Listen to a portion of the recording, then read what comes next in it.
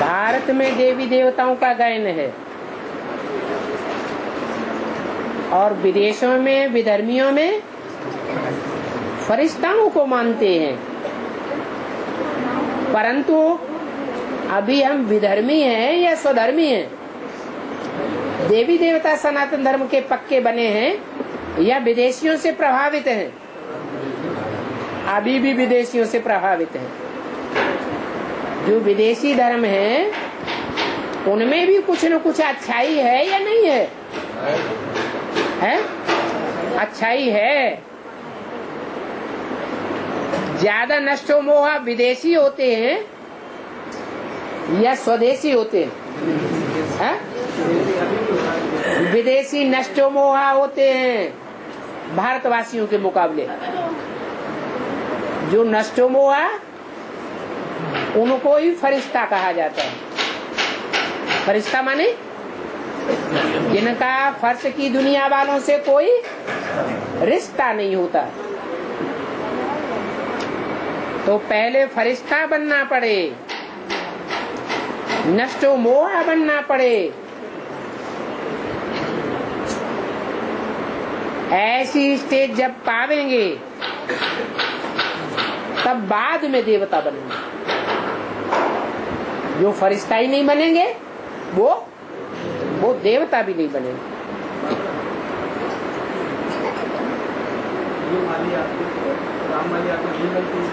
है? क्या नहीं बनती? हाँ, राम वाली आत्मा तो दुनिया का बीज है। उसके लिए तो बोला है दुनिया की ऐसी कोई बात नहीं जो तेरे पर लागू न होती हो। पांडवों के बारे में। हाँ जी, हाँ जी, हाँ जी। और जो कृष्ण वाली आत्मा का पाठ है, कृष्ण वाली आत्मा का पाठ। हाँ जी, हाँ जी। और धर्मराज।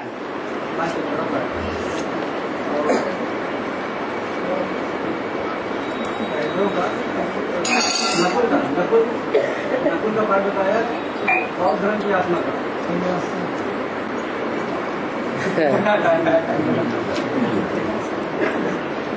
जो न इस कुल का न उस कुल का,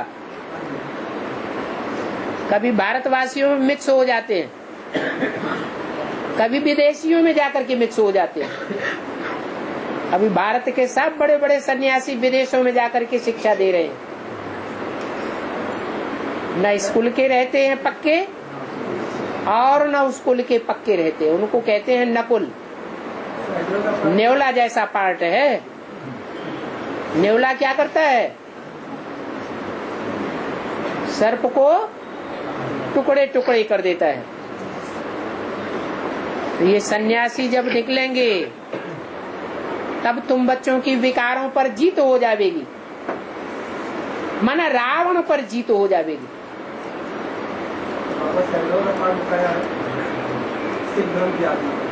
तुम पूछना क्या चाहते हो ये तो सब बताया है।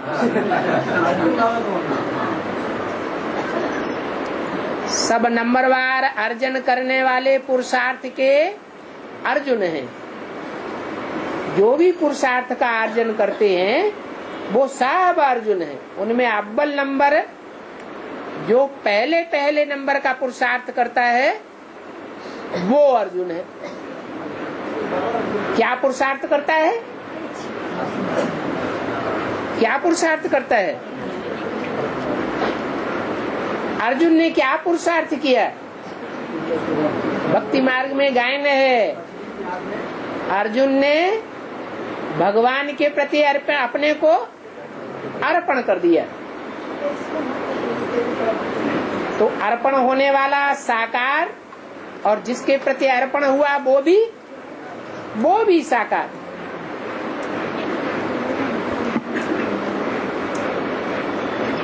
तो बौद्ध धर्म की जो आत्मा निकलती है स्वदेशी,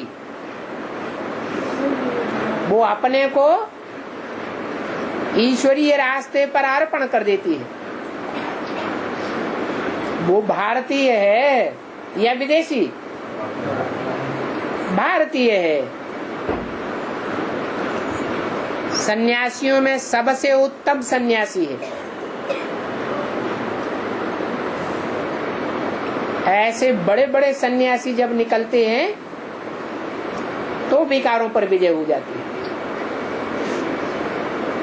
और यही पुरुषार्थ है।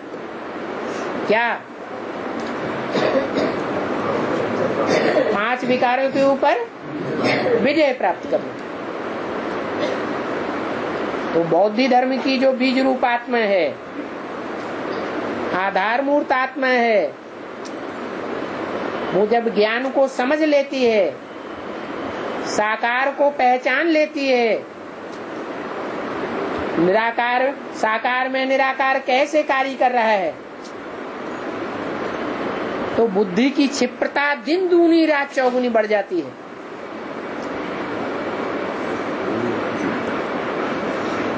वो पुरुषार्थ का पक्का अर्जन करती है। बाप बुद्धिमानों की बुद्धि है, तो बौद्ध धर्म की वो आत्मा भी बुद्धिमानों में इतनी श्रेष्ठ बनती है कि भक्ति मार्ग में ये सब जानते हैं कि बौद्ध धर्म में आत्मा परमात्मा स्वर्ग का कहीं कोई जिक्र नहीं है, फिर भी ज्ञान बड़े अव्वल नंबर का है। इतना मनन चिंतन मंथन अच्छा करती है।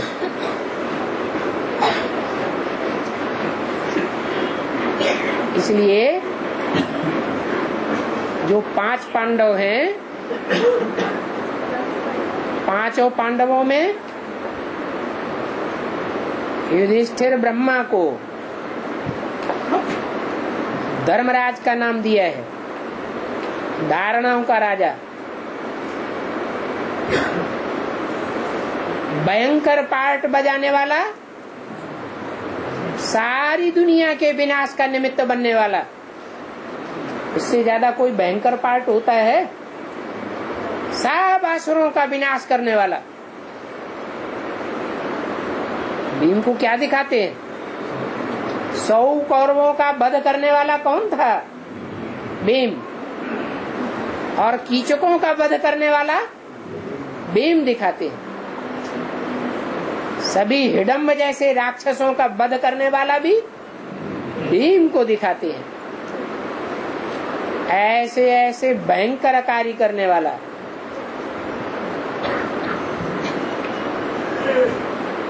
वो भीम को दिखाया हुआ है। वो राम वाली आत्मा है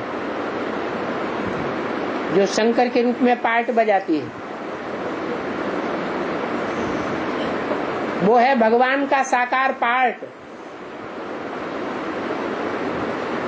फिर उस साकार पार्ट के प्रति अपने जीवन को अर्पण करने वाला स्वरूप, वो बौद्ध धर्म की आत्मा निकलती है।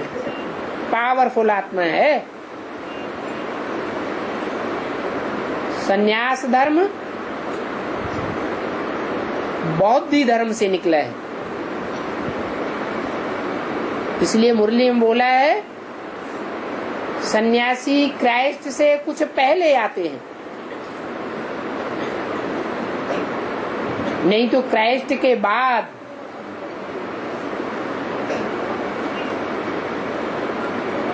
शंकराचार्य आए थे।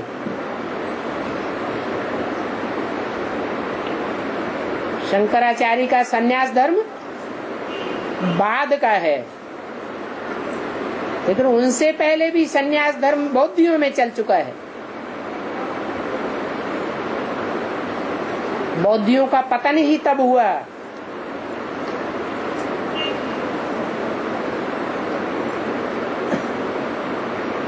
जब प्रवृत्ति मार्ग में रहते हुए उन्होंने स्त्री पुरुष एक साथ रहना शुरू कर दिया। नहीं तो पतन नहीं होता है। मर्जी क्या?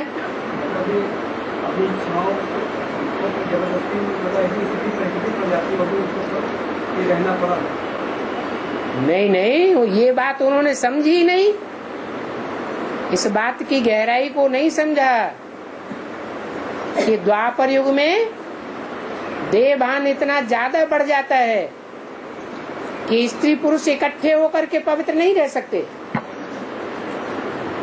वो सभी के लिए स्थिति परिस्थिति है, कोई एक की बात नहीं है।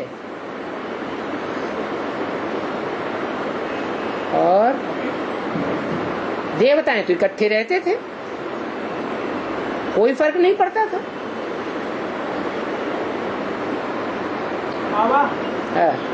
पितर पक्ष में जो गया जी ले जाते हैं, इसका बेहद क्या तात्पर्य है? क्या ले जाते?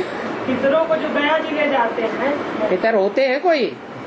क्या बेहद पितर कोई होते ही नहीं है। पहले ब्राह्मणों को खिलाते थे, उन ब्राह्मणों में ऐसे समझते थे कि पितरों की आत्मा प्रवेश करती है। आजकल तो ब्राह्मण भी पतित बन पड़े और पितरों की आत्माएं भी पतित बन पड़ी। अभी वो प्रवेशता भी बंद हो गई। अभी तो ऐसे ही ले जाते हैं भक्ति मार्ग की परंपरा अपनाने के लिए।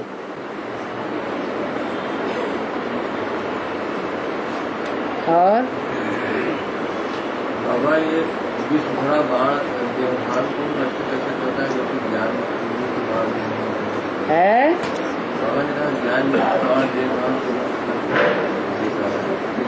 यज्ञ के आदि में जो विनाश हुआ था ब्राह्मणों की दुनिया में, उसका कारण क्या था?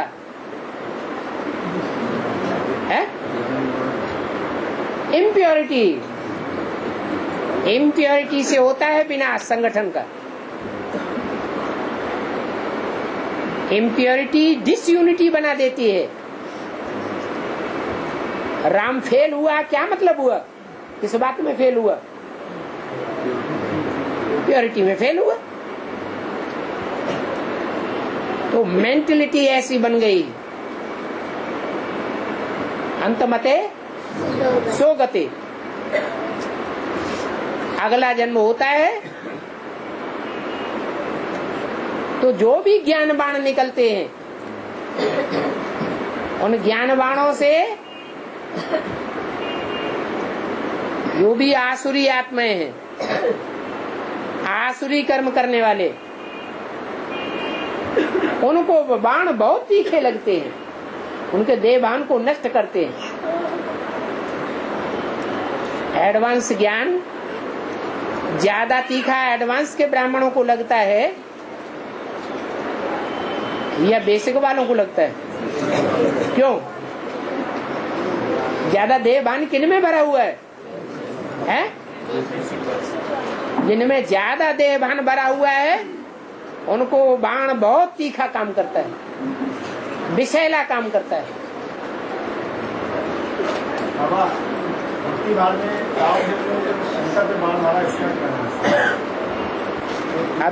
अभी शंकर वाली आत्मा ऐसा पुरुषार्थ नहीं करती है कि कामदेव को बाण मार दे और निर्विकारी बन जाए, है? अरे शिवलिंग पूजा जाता है, वो शिवलिंग किसकी यादगार है?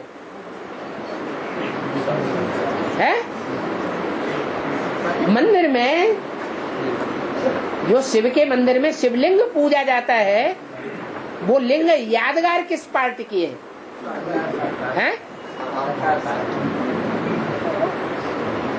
किसकी पार्ट की यादगार है? साकार में आता है, निराकार स्टेज करता है। हाँ, तो निराकार की याद से वो साकार जो है वो भी निराकारी स्टेज को प्राप्त कर लेता है। शरीर होते हुए भी, इंद्रियां होते हुए भी, इंद्रियां योग बल से ऐसी शीतल हो जाती हैं कि पुरुषों को जो दुर्योधन दुशासन कहा गया है, वो वृत्ति खलास हो जाती है। मारने वाली इंद्रिय शीतल बन जाती है, दुखदाई नहीं बन सकती। इसलिए कहते हैं काम दहन किया, कामदेव को भस्म कर दिया।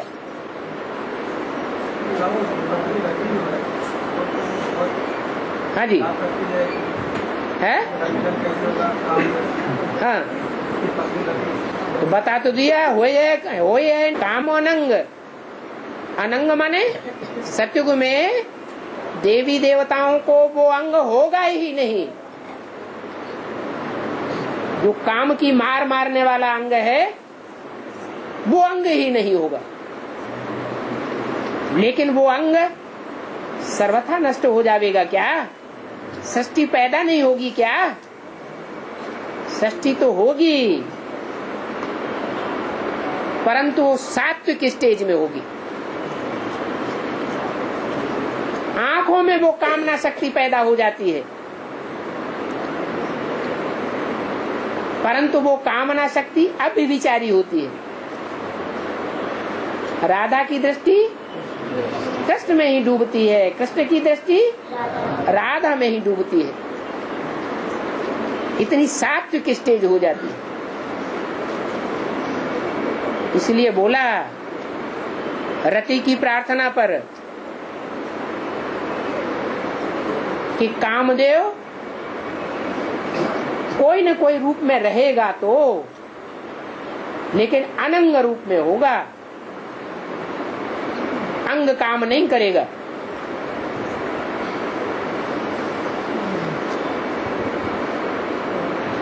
देवताएं कोई भ्रष्ट इंद्रियों से काम करते हैं क्या? सवाल ही पैदा नहीं होता। परंतु कामना तो होती है, अंश मात्र कामना तो होती है, नहीं तो सृष्टि नीचे कैसे गिरती है? सत्युग में दो कलाएं कैसे कम हो जाती हैं? बिना सुख की कामना के आत्मा की शक्ति क्षीण होगी क्या? कामना तो होती है, परंतु इतनी सूक्ष्म कामना होती है तो कोई भी किसी प्रकार का दुख नहीं हो सकता। त्रेता में पहुंच करके दो कलाएं कम होती हैं आत्मा की।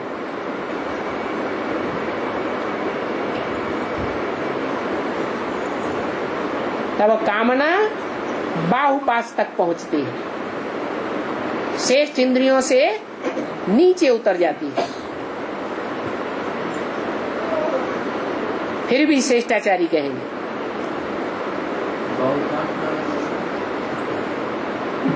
जैसे आंखों की आकर्षण शक्ति से बच्चे पैदा होते हैं, वैसे ही बाहुपास से भी, बाहु में एक दूसरे को बांध करके भी प्यार व्यक्त किया जाता है।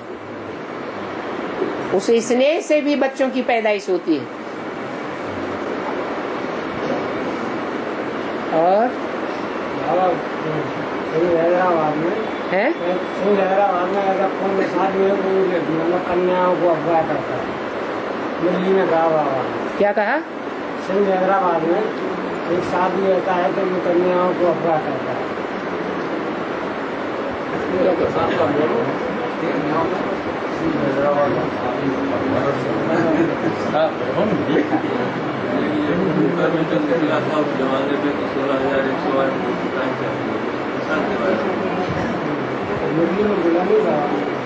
मुरली में ये बात बोली गई है कि अमेरिका के अखबार में निकल गया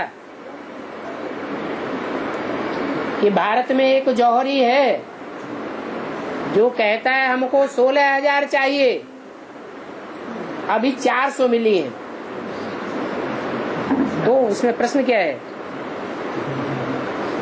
मोदी ने बोला था बाबा। हाँ बोला। सिंध हैदराबाद में एक साधु है। सिंध हैदराबाद की नहीं, मोदी ने बोला बाबा। हाँ वही कलकत्ते का व्यक्ति जो सिंध हैदराबाद में आकर के सत्संग करने लगा और वहाँ 400 इकट्ठी हो गई, जिनके लिए मुरली में बोला है गोपियों को भगाया, मक्खन चुराया। ये है प्रजापिता की कहानी। परंतु नाम किसका डाल दिया? कृष्ण दादा लेखराज का नाम डाल दिया। अब उस जन्म में तो वो आस पूरी नहीं हो सकी। 400 से ज्यादा हुई या 16,000 हो गई है? कितनी हो गई? कहाँ हो गई 16,000? 400 की 400 ही रही, बाद में 75 रह गई। 75 से भी अभी कम होते होते उनमें से पुराने जाने कितने खत्म हो गए?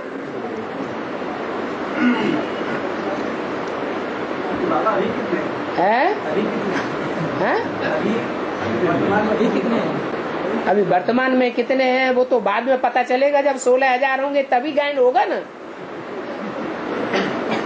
गायन कोई 400 का, 800 का, 1,500 का गायन थोड़े ही है। गायन संपूर्ण का होता है या अधूरे का होता है? संपूर्ण का गायन होता है।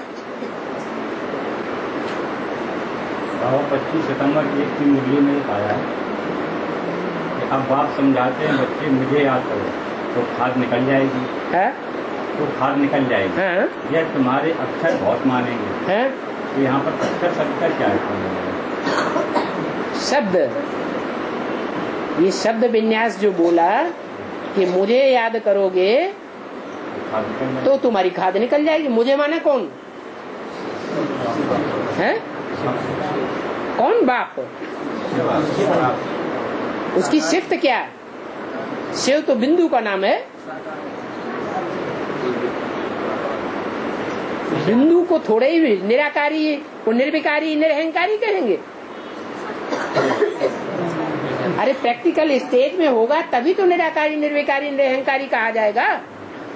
तो किसे याद करें? बिंदु को। बिंदु को तो सारे विधर्मी याद करते हैं।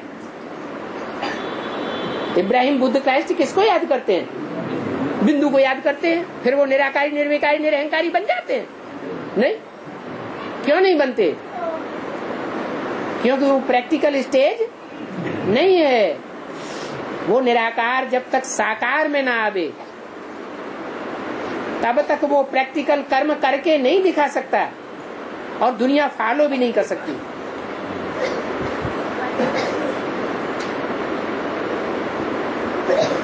इसलिए बोला मुझे याद करेंगे तो खाद निकल जाएगी। मुझे माने एक है या 2-4 है? एक ही है। उसे एक को पहचानना पड़े। यह तुम्हारे अक्षर बहुत मानेंगे। हाँ, अभी नहीं मानते हैं कि वो एक कौन है, क्योंकि अभी हमारे अंदर ये संशय पैदा होता है ये एक यही है या कोई दूसरा है। रोज अखबार में धूतोड़े की निकलती रहती है तो माया बुद्धि को भरमाए देती है, निश्चय को उखाड़ देती है। बाप कितना भी ज्ञान सुनाते हैं तो भी ज्ञान का असर कम होता है और जो ग्लानि का अज्ञान है उसका असर जास्ती हो जाता है।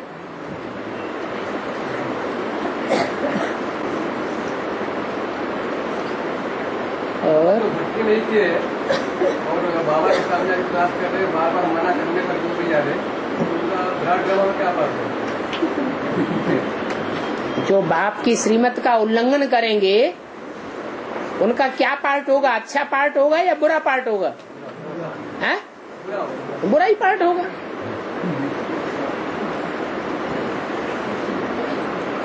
पहले इलाहाबाद का नाम प्रयागराज था। हाँ जी, अकबर ने इसका नाम बदल करके इलाहाबाद। हाँ जी। प्रमाणे प्रकष्ट रूपेण, याग माने यज्ञ। जहाँ प्रकष्ट रूप से यज्ञ हुआ,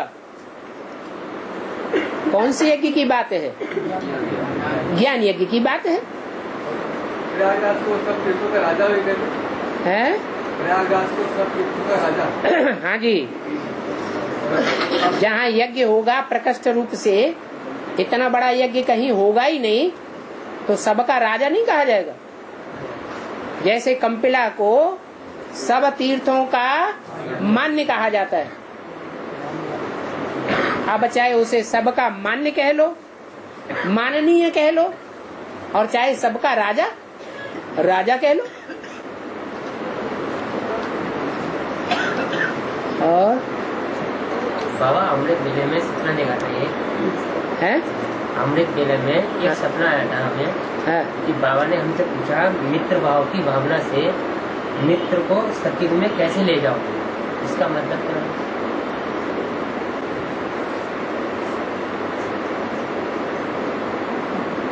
बेहद का मित्र या लौकिक जीवन का मित्र है? बाबा की बेहद बेहद का मित्र कौन है? हैं? बेहद का मित्र कौन है? शिव बाबा जाएगा स्वर्ग में? सतयुग में बाबा हाँ, स्वर्ग में सतयुग में शिव बाबा जाएगा है? शिव तो जावेगा नहीं, फिर कौन जावेगा है? और जो मित्र बनेगा, जो दोस्त बनेगा, वो कभी दुश्मन भी बनेगा। शिव बाबा न किसी का दोस्त बनता है न किसी का दुश्मन बनता है। कौन बनता है? जिसमें प्रवेश करता है वो दोस्त भी बनता है और दुश्मन भी बनता है। तो अभी हमारा क्या है? अभी शिव बाबा से हमारा क्या संबंध है? दोस्त का, खुदा दोस्त का संबंध। अच्छी बात है। अभी कहाँ पड़ा हुआ है? नरक में पड़ा हुआ है या स्वर्ग में पड़ा हुआ है? और तुम्हारा दोस्त अभी कहाँ पड़ा हुआ है? बोलो। अभी नरक में पड़ा हुआ है। तो शुभावना रखोगे तो ले जाओगे। इसलिए भक्ति मार्ग में जब सूर्य ग्रहण पड़ता है तो जो घाट के भंगी लोग होते हैं वो क्या आवाज लगाते हैं? देदान तो छूटे ग्रहण। तो शुभ भावना शुभ कामना नहीं होगी तो ग्रहण कैसे छूटेगा? अब ये वास्तव में ज्ञान की बात है या अज्ञान की बात है? क्या उस सूर्य को ग्रहण लगता है या नहीं लगता है? हैं? सूर्य को तो ग्रहण लगता ही नहीं। किसको लगता है? सूर्य तो स्वयं प्रकाशित है। उसको ज्ञान का प्रकाश देने वाला कोई साकार मनुष्य दूसरा नहीं है। वो तो स्वयं ही विश्व कल्याणकारी आत्मा है। और गणेश जी की प्रथम पूजा क्यों है? गणेश जी की प्रथम पूजा क्यों? गणेश जी ने पहला कोई काम ऐसा किया होगा जो दूसरों की बुद्धि में नहीं आया। उन्होंने अपने माँ बाप की पहले परिक्रमा कर ली और विश्व की परिक्रमा हो गई। माना सारा विश्व किसमें समाया हुआ है? माँ बाप में ही समाया हुआ है। इसलिए उनकी पहले पूजा होती है। और हाँ जी,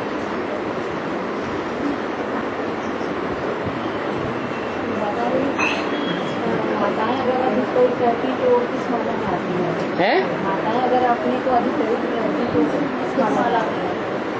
किस माता में आती है? किस माला में गिनी जाती है?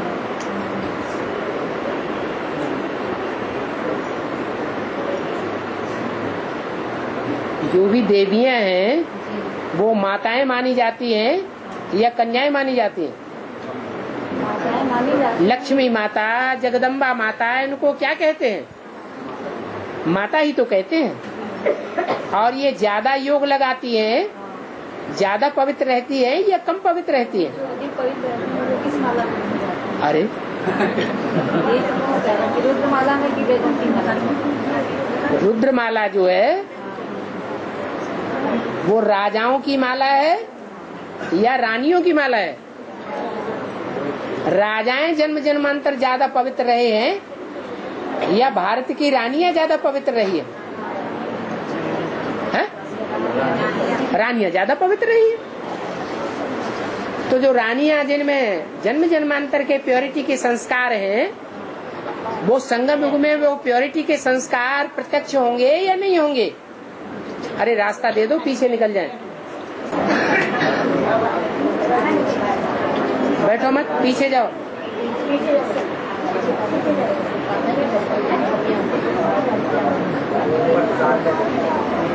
हाँ जी,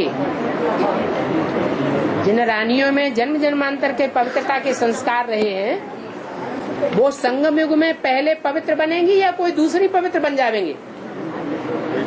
वो ही पहले पवित्र बनेंगे। इसलिए रुद्रमाला जो है वो पवित्र पने की माला नहीं है, वो ज्ञानी तू आत्माओं की माला है। ज्ञान लेने वाले देने वाले सब पवित्र नहीं होते हैं क्या? वो विद्वान पंडित आचार्य हो सकते हैं, लेकिन पवित्र उनमें से वो ही होंगे जो ज्ञान को गहराई तक उतार लेंगे। माने ज्ञान को प्रैक्टिकल जीवन में योग के द्वारा उतार लेंगे।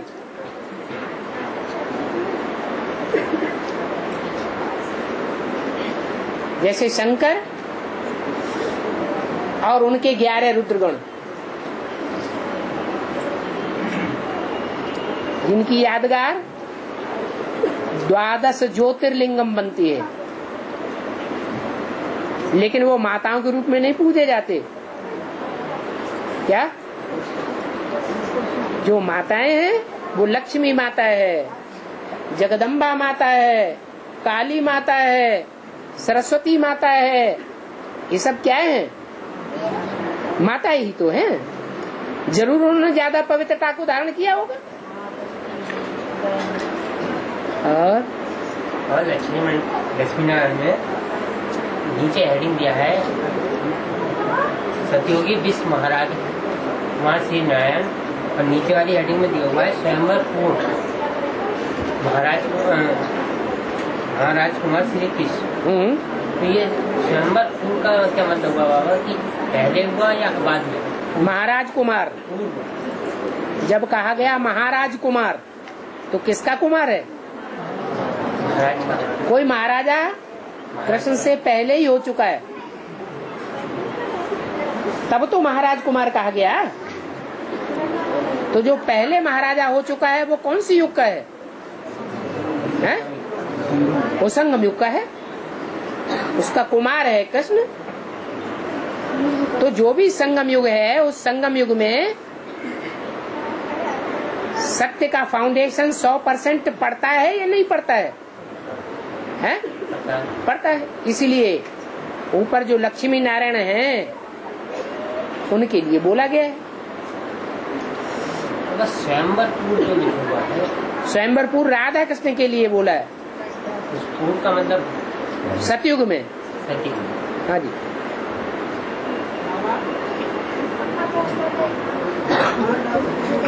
हाथ उठाओ। हाँ जी।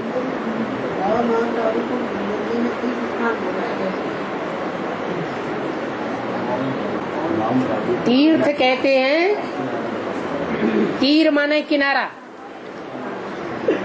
और था माने स्थान।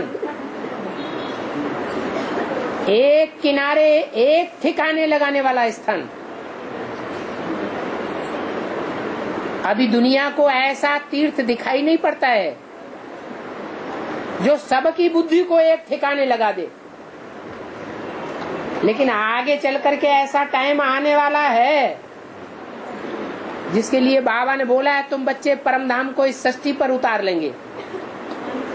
तो इस षष्ठी पर निराकारी स्टेज वाला परम धाम संगठित रूप में कौन सी जगह उतारा जाएगा? माउंट आबू में। वही तपस्या भूमि है। जब वो माउंट आबू साकारी दुनिया का परम धाम साबित तो हो जाएगा सारी दुनिया के सामने, तो सबकी बुद्धि कहाँ खींचेगी? माउंट आबू की तरफ खींचेगी। तो सब सारी दुनिया के मनुष्यों को कहाँ ठिकाना मिला? माउंट आबू में ठिकाना मिला।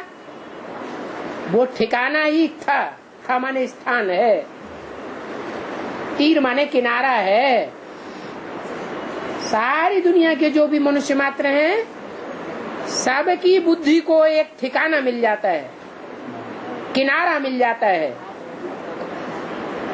सारी दुनिया विषय सागर है और उस विषय सागर का किनारा है वो विषय बैतरणी नदी कहो, सागर कहो, सबकी बुद्धि का ठिकाना वहां लगेगा। पहुंच पाए या न पहुंच पाए, लेकिन बुद्धि का ठिकाना सबका वो ही होगा। इसलिए दुनिया का बड़े से बड़ा तीर्थ कहा गया है। मुसलमान धर्म की आत्माएं हो, क्रिश्चियन धर्म की आत्माएं हो, वो अपने अरब देश में मक्का मदीना को नहीं तीर्थ स्थान मानेंगी उस समय जब ज्ञान बुद्धि में बैठ जाएगा। बड़े से बड़ा तीर्थ किसको मानेंगी? माउंट आबू को मानेंगी। और हर जगह दुनिया में विनाश बर्पा हो रहा होगा, एक ही स्थान सेफ रहेगा,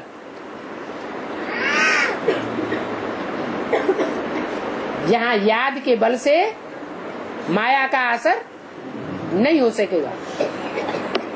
न माया का असर होगा, न प्रकृति का असर होगा। सारी दुनिया में प्रकृति भूकंप लाएगी, लेकिन वो भूकंप का असर माउंट आबू में नहीं होगा।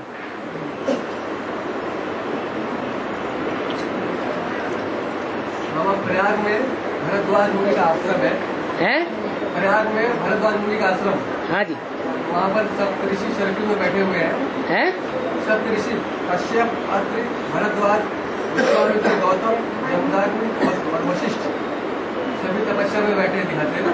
हाँ जी। इसका क्या तपस्या साधु एक साथ में करते हो? ब्राह्मणों की दुनिया का प्रयाग कहाँ है? जहाँ प्रकष्ट यज्ञ हुआ, ज्ञान यज्ञ,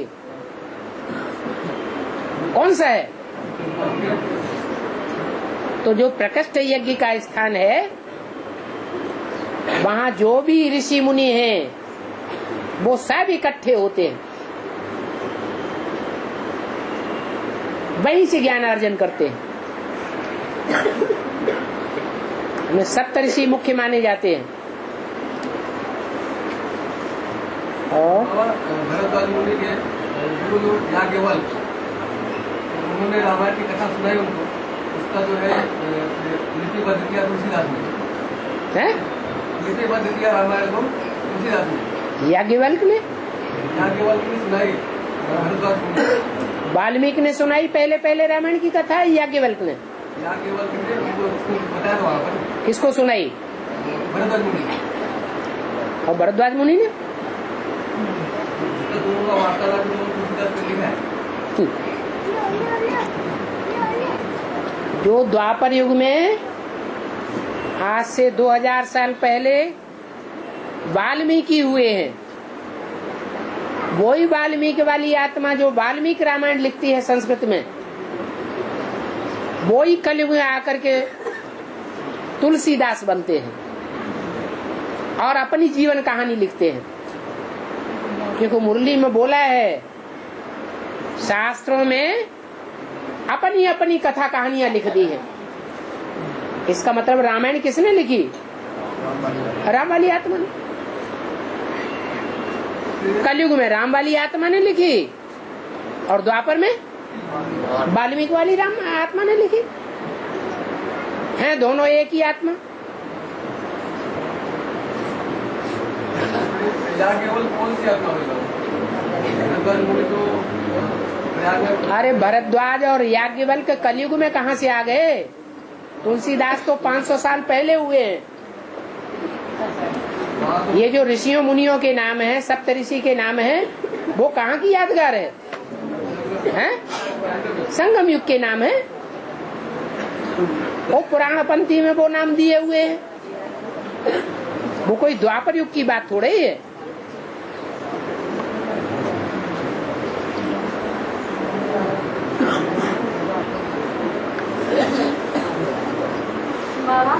हाँ जी। के साथ साथ हाथी भी पूजा करते हैं। हाथी की पूजा करते हैं। हाँ हाथी की जो पिक्चर दिखाते हैं। हाँ, हाथी किस बात की यादगार है? जिन्होंने महारथी बन करके पुरुषार्थ किया है, श्रेष्ठ पुरुषार्थी हैं, घोड़े सवार पैदल पुरुषार्थी नहीं है, हाथी के समान दिग्गज पुरुषार्थ करने वाले। ऐसे पुरुषार्थी आत्माओं ने जो ज्ञान अर्जन किया है, उस ज्ञान अर्जन को, ज्ञान जल को लक्ष्मी के ऊपर अर्पण करते हैं। इसलिए भक्ति मार्ग में दाएं बाएं 2 हाथी दिखाते हैं, जो लक्ष्मी के ऊपर ज्ञान जल की बरसात करते रहते हैं।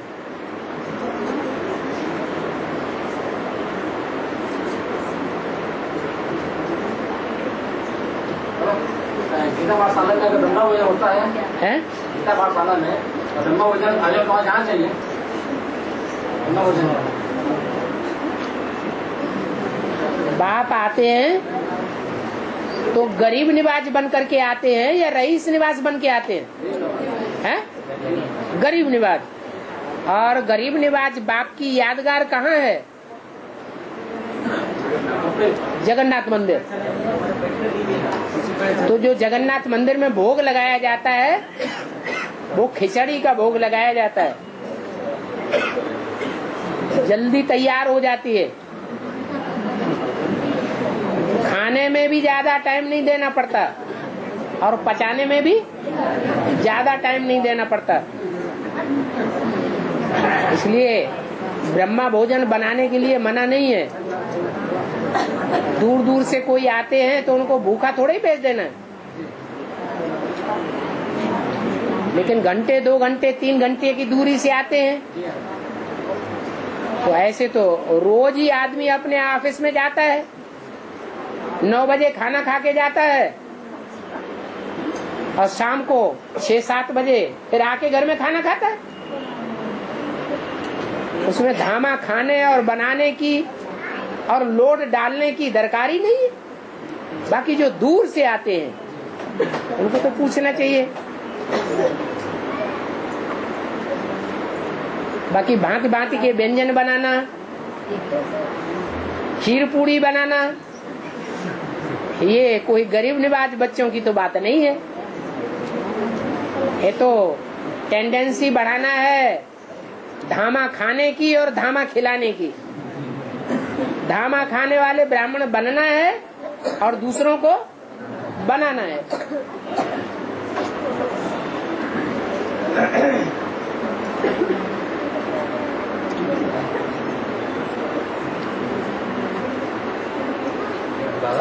हाँ जी, जो विजिटिंग कार्ड होता है वो इस तरीके से छपा सकते हैं? है क्या चीज? विजिटिंग कार्ड इस तरीके से छपा सकते हैं? वो बाद में टाइम, ऐसे अभी पढ़ने का टाइम नहीं है। वेरीफाई यहाँ से।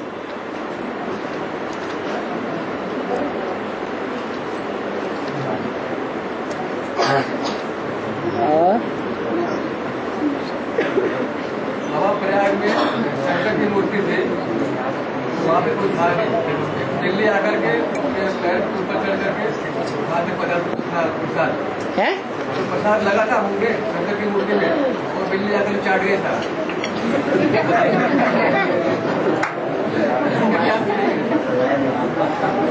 प्रसाद किसे कहा जाता है? हैं? प्रसाद माने क्या? ब्राह्मणों की भाषा में उसे कहते हैं टोली।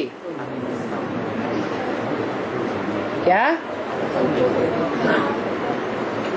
जो कृष्ण के मुंह में मक्खन देने वाली बात है, वो ही शंकर के मुंह में प्रसाद रखने वाली बात है। लेकिन उस प्रसाद को जो सारी दुनिया प्रसन्न हो जाए, ऐसे प्रसाद की वृद्धि माया नहीं होने देती है। क्या? जब प्रसाद की वृद्धि नहीं होगी तो क्या कहेंगे? कौन चाट गया? माया बिल्ली चाट गई। अभी चाट रही है।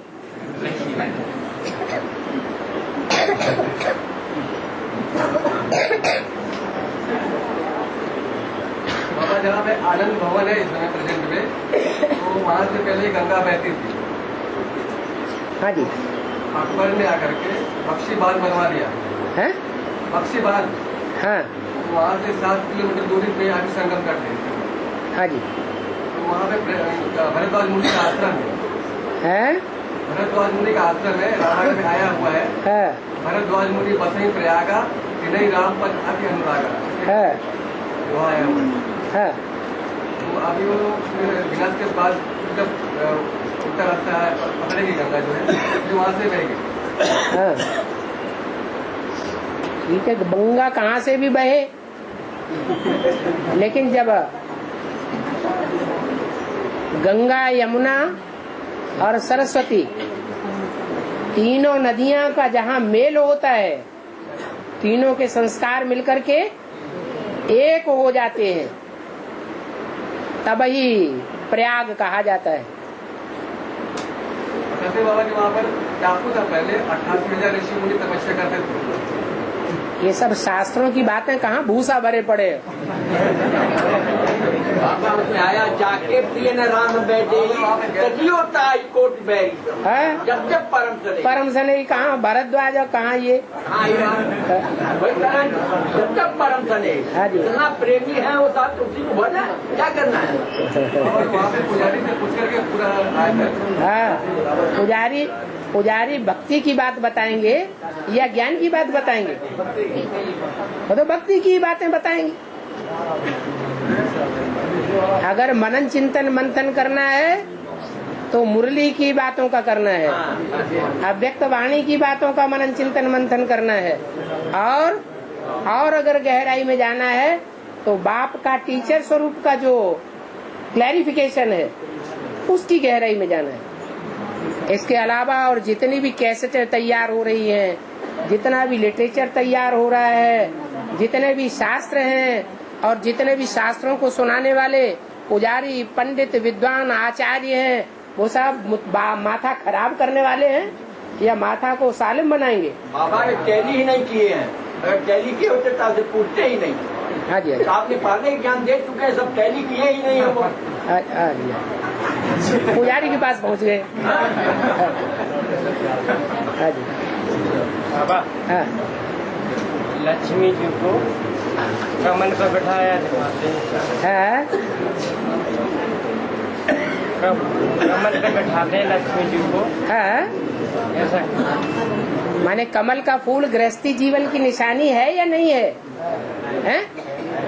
तो जब गृहस्थी जीवन की निशानी है, गृहस्थी जीवन जो है वो कीचड़ में रहते हुए भी कमल फूल समान जीवन का सूचक है। इसलिए महालक्ष्मी को कमल के ऊपर बिठाया हुआ दिखाते हैं। और बाबा बुलसन के सब दुर्योधन दुशासन काजा तक जाते हैं कि राजा कई लाइनें रख लेते, पर द्रौपदी के तो 5-5 बजे तो उसको क्या करेंगे? जो द्रौपदी नाम है वो कहाँ का नाम है? संगम युग का नाम है या द्वापर युग का नाम है? संगम का नाम है। संगम में जब बाप आते हैं तो जो ब्रह्मा कुमारियां हैं उनकी परवरिश का ठेका एक व्यक्ति नहीं उठाता, उनको एक स्थान से दूसरे स्थान में ट्रांसफर किया जाता है। तो कोई न कोई मुख्य भाई आश्रम का ठेका उठाता है, परवरिश का। पति कहा जाता है पाती, रक्षा करने वाला। तो उनकी प्योरिटी को जो रक्षा करता है वो ही पति कहा जाता है। 5 आश्रम अगर बदले तो कितने पति हो गए? 5 पति हो गए। उन्होंने विकारी बुद्धियों ने उसको विकारी अर्थों में लगा लिया।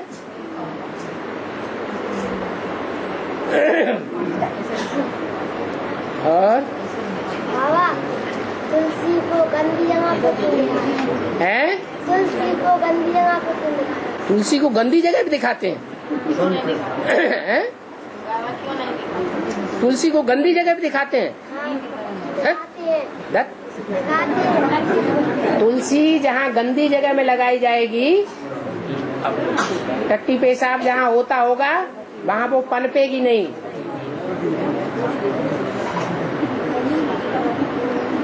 गंध की हवा भी अगर लग जाए तो भी तुलसी का पौधा खत्म हो जाता है। बाबा, पंडित लोग जनेऊ पहनते हैं, ये क्यों पहनते हैं? जो भी भक्ति मार्ग में होता है वो यादगार कहाँ की है?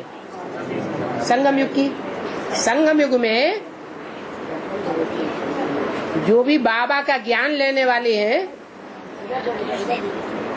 वो सब पंडित ब्राह्मण हैं या नहीं है? ब्राह्मण है। वो ब्राह्मण 3 सूत्रों को हद में धारण करते हैं या 3 सूत्रों को बेहद में धारण करते हैं। वो बेहद में 3 सूत्र कौन से हैं? ब्रह्मा का ज्ञान, विष्णु का ज्ञान और शंकर का ज्ञान बुद्धि में रहता है। उसको अपने जीवन में कंधे पर धारण करते हैं, माने उन तीनों मूर्तियों के ज्ञान को कंधे पर धारण करना माने उसकी जिम्मेवारी उठाना कि हम इन 3 मूर्तियों को, त्रिमूर्ति शिव को दुनिया के सामने प्रत्यक्ष करके दिखाएंगे। ये है कंधे पर जनेऊ धारण करना। उन्होंने 3 सूत्र स्थूल रूप में धारण कर लिए, जिनकी गांठ ऊपर बंधती है उसे कहते हैं ब्रह्म फांस। ब्रह्म को भगवान समझते हैं। वास्तव में है किसकी बात? एक शिव ही ब्रह्म है जो ब्रह्मा के तन में आता है। चाहे प्रजापिता ब्रह्मा हो, चाहे कोई दूसरा ब्रह्मा हो, और तीनों सूत्रों का ज्ञान जिनकी बुद्धि में बैठता है वो ही द्विजन्मा ब्राह्मण माने जाते हैं। पहला जन्म है बेसिक में, क्या ब्राह्मण का जन्म 2 होता है ना। एक जन्म है स्थूल जन्म, बच्चा बुद्धि। तो बेसिक का ज्ञान बच्चा बुद्धियों का है या सालिम बुद्धियों का है? बच्चा बुद्धियों का ज्ञान, बेसिक ज्ञान। और जो एडवांस ज्ञान मिलता है, जैसे कि जनेऊ धारण कर लिया, यज्ञोपवीत हो गया, 3 सूत्रों का ज्ञान बुद्धि में धारण कर लिया, संसार में ये प्रत्यक्षता करने के लिए ये 3 सूत्रों को निर्वहन करने वाली मूल मूर्तियां कौन हैं, उनको प्रत्यक्ष करना है संसार में। जनेऊ के 3 धागे डालते हैं तो टट्टी पेशाब करने जाते हैं तो क्या करते हैं? कान में लगा लेते हैं। इसका क्या मतलब हुआ कि तीनों मूर्तियों का जो ज्ञान है,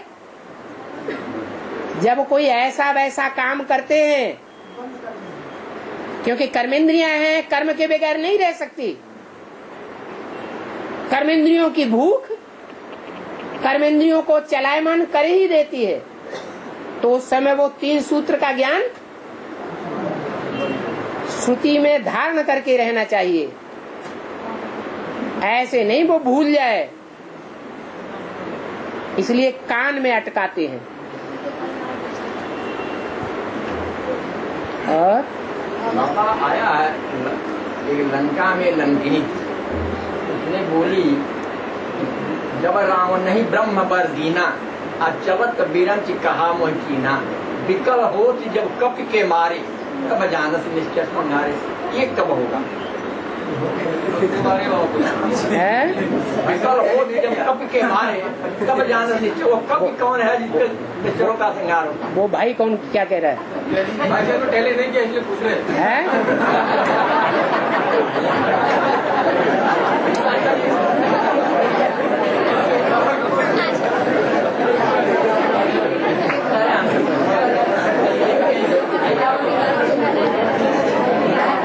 तो भाई कह रहा है आपने टैली नहीं किया इसलिए पूछ रहे। अगर टैली किया है तो बताओ। बताइए आप सच्चाई और बताइए। बताओ बताओ। अरे इसका मतलब टैली नहीं किया आपने है? उंगली उठाने में दोनों बड़े उस्ताद हैं। शूटिंग में दोनों राजाएं लड़ेंगे आप। है हाँ जी। और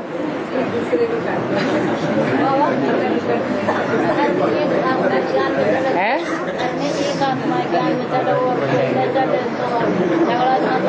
हाँ, झगड़ा करना ही नहीं है। झगड़ा करने वाले बाप के बच्चे हैं या नहीं है? हैं? जो झगड़ा करे, मुंहचावर करे, वो बाप के बच्चे ही नहीं। सिर्फ मुख से ही नहीं, संकल्पों में भी झगड़ा न करें, क्योंकि जानते हैं ये तो अज्ञानी हैं। ये जो अज्ञानी लोग हैं वो विरोध करेंगे या नहीं करेंगे? वो तो करेंगे ही विरोध। इसलिए एक कान से सुनो, दूसरे कान से निकाल दो, चुप रहो। दूसरा कोई तरीका नहीं है। बाबा ने हमको हमारे परिवार में से अकेला निकाला है। पावरफुल आत्मा समझ करके निकाला है या कमजोर आत्मा समझ करके निकाला है? अपने को पावरफुल आत्मा समझना चाहिए। सहन शक्ति सब गुणों का राजा है। ये सहन शक्ति हमको धारण करनी है। और वरुणा नदी जो है निकलती है? वरुणा नदी जो है क्या निकलती है? वरुणा, हाँ। तो उसी क्षेत्र से आत्मा निकलनी चाहिए। चैतन्य आत्मा उसी क्षेत्र से निकलनी चाहिए और नहीं निकलनी चाहिए। पूरी वाराणसी से नहीं निकलना चाहिए। तो काशी नगरी है ना? हाँ, वाराणसी काशी नगरी है, तो पूरी काशी नगरी से नहीं निकलना चाहिए। जहाँ वरुणा नदी है वहीं से निकलना चाहिए। काशी नगरी का मतलब ही है जिस नगरी में काश्य अर्थात तेज भरा हुआ है। वो तो सारी नगरी में भरा हुआ है। हाँ, गंगा जो है वो तलवार का रूप तब धारण करती है जब वरुणा नदी से जाकर मिलती है। वहां से काशी नगरी की शुरुआत होती है। गंगा नदी आई और वरुणा नदी से मिली और तलवार का रूप धारण कर लिया। वो तलवार का रूप जो बना हुआ है वो सारी वाराणसी है। जहां से तलवार का टेढ़ापन शुरू होता है, तीखापन शुरू होता है, वहां वरुणा नदी है। काशी नगरी की शुरुआत वहां से होती है।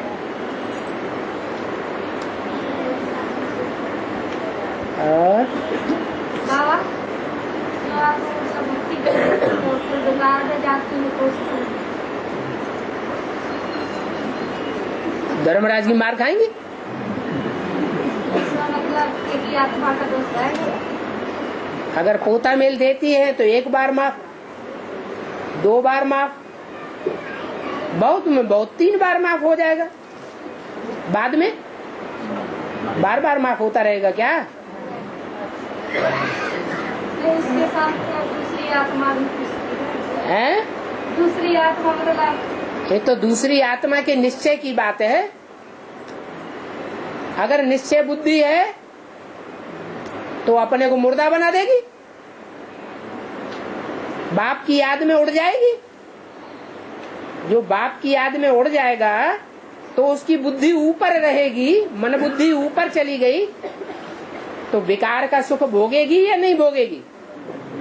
नहीं भोगेगी। तो उसके ऊपर कोई पाप ही नहीं लगेगा। दूसरे के उकसाने से अगर उकस जाता है, दूसरे से कोई प्रभावित हो जाता है तो पाप लगेगा। प्रभावित ही नहीं हुआ तो राजा बन के रहेगा या प्रजा बन जाएगा? राजा बन के रहेगा। ये तो अंदरूनी ज्ञान है।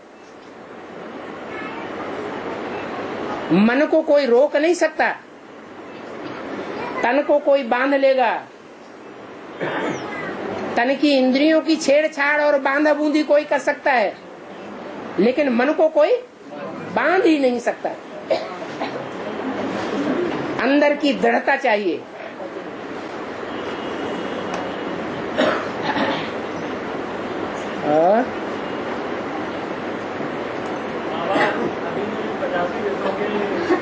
वैज्ञानिक लोग जो परीक्षण कर रहे हैं उनका ब्रह्मांड का पता करने जा रहे हैं, तो उसका क्या है बाबा?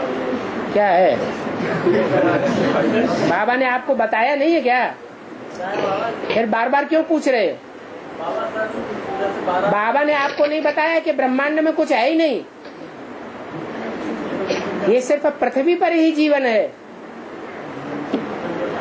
पृथ्वी के अलावा और कोई ग्रह उपग्रह पर कोई जीवन नहीं है। नहीं बताया हैं? हाँ, तो जीवन तो नहीं है हैं? कौन? हाँ हाँ, तो तुम्हें विश्वास हो रहा है हैं? वो चल रहा है, चाहे कुछ भी चलाएं, चाहे कुछ भी झूठ बोले। दुनिया झूठ, वो झूठी है, झूठी दुनिया झूठा बोलती है, तो हमें क्या विश्वास कर लेना चाहिए? यही भगवान है?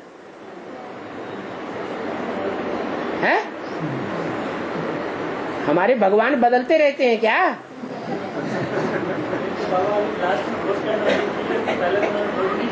क्या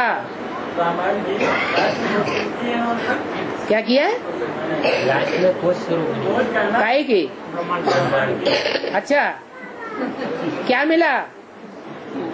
खोज करने से मिला क्या? फायदा क्या हुआ?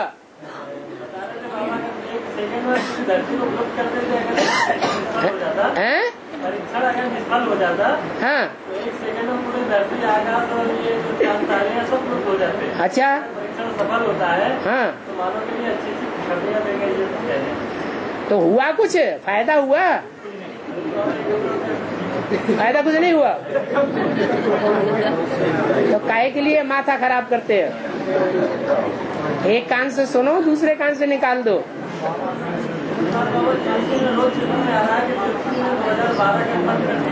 पेपर में तो अच्छी और बुरी दोनों तरह की बातें आती हैं, या सिर्फ अच्छी अच्छी आती हैं? हैं? फिर काहे के लिए धारण करना है?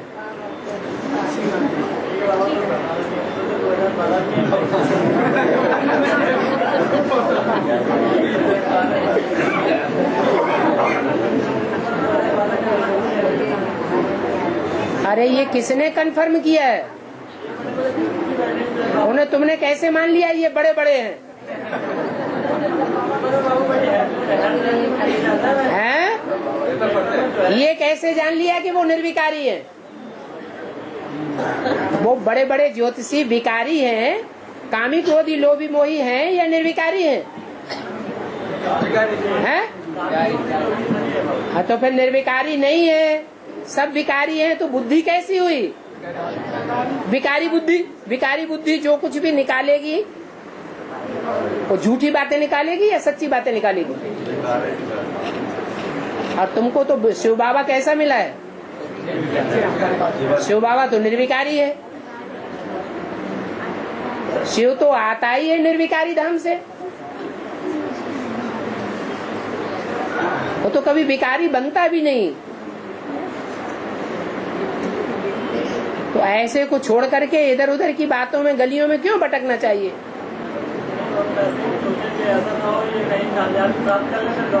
अच्छा, तो हम रह जाएं, ये लोग कामयाबी प्राप्त कर लें और हम इस ईश्वरीय ज्ञान में ही मस्त रह जाएं।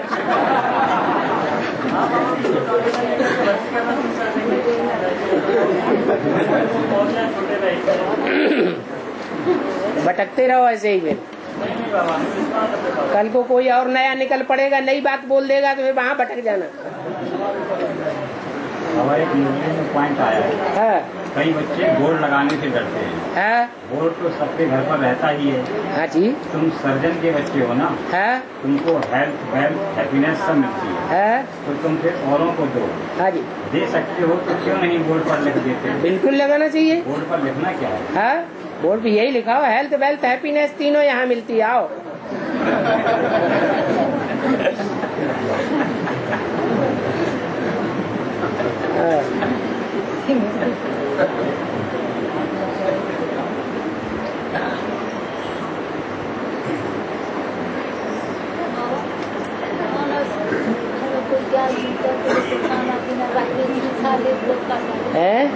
खाना पीना घर के कोई ज्ञान नहीं करते, तो छूने से कोई तुम छू दो, अच्छा हो जाएगा। वो खाना पीना छू लेते हैं,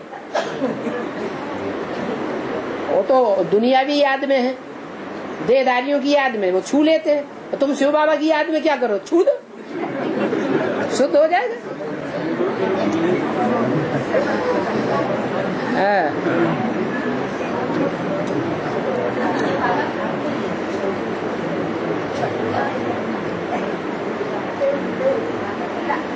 राष्ट्रपति पद मिले तो मानना है, इसका प्रयत्न नहीं कर।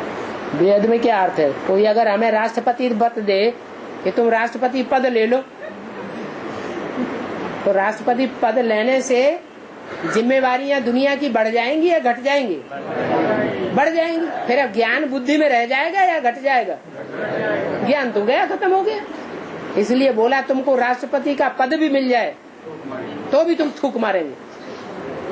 अगर ज्ञान में चलने वाले कोई पार्षद के चुनाव में खड़े हो जाते हैं या चेयरमैन के चुनाव में खड़े हो जाते हैं या एमएलए एमपी के बनने के चुनाव में खड़े हो जाते हैं, तो उनको बाबा की वाणी का आदर करने वाला कहेंगे या निरादर करने वाला कहेंगे? अरे बाबा ने तो बोला ये तो छोटे छोटे पद हैं, तुम्हें राष्ट्रपति का पद भी अगर कोई देवे तो भी तुम उसे थूक मारेंगे।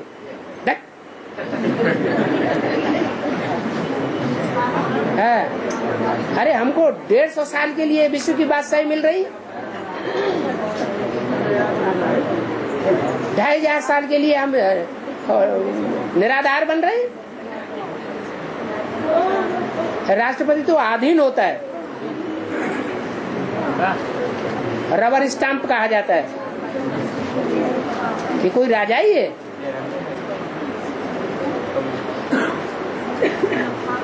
हाँ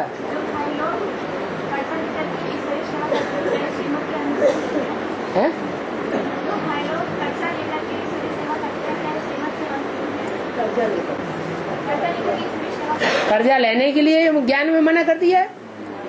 कर्ज मर्ज कहा जाता है। भीख मांग करके कर्जा लेना ये मांगना है या नहीं? तो जो भीख मांग करके भक्ति करेंगे वो अच्छी बात है क्या? अरे हम अपनी खुद कमाई करें और खुद की राजधानी स्थापन करें, कर्जा लेने की बात ही नहीं। जिसके पास 10 रुपया है वो 10 रुपया लगाएगा, जिसके पास 10 लाख है और वो 10 लाख लगाएगा ईश्वरीय सेवा में, तो दोनों का बराबर हिस्सा बनेगा या कम जास्ती बनेगा? बराबर बन जाएगा। इसमें लोन लेने की क्या बात है? हैं? माता कोई कमाई करनी कुछ घर में रहती है और बाबा की सेवा कुछ लगाना चाहती, हाँ, और पति को मतलब नहीं देना चाहती, हाँ, चोरी करती, उसी में से लगाना। माताएं जो हैं, चोरी करके लगाए। माताएं जो हैं जिस परिवार की पालना कर रही है, उस परिवार का जो मुखिया है उसकी अर्धांगिनी है या नहीं? अर्धांगिनी है। अब मुखिया उनका आधा हिस्सा नहीं देना चाहता है ना, तो कोई बात नहीं, अपना हिस्सा, मकान में किसी का आधा हिस्सा है दूसरा दबंग पड़ता है, वो नहीं देना चाहता, सारा हिस्सा हड़प करना चाहता है, तो वो चाहे तो आधा हिस्सा किसी को बेच सकता है कि नहीं है? ये पाप होगा या पुण्य होगा? पाप तो नहीं होगा। तो ऐसे ही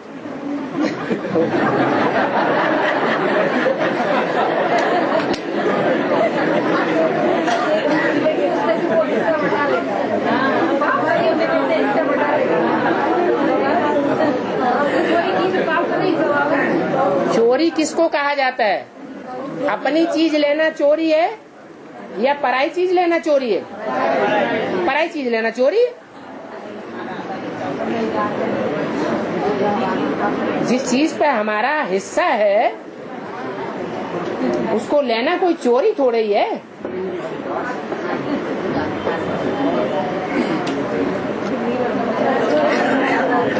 बाकी परिवार में झगड़ा न हो इसलिए इस युक्ति से लेना है, जो सांप मरे लाठी टूटे।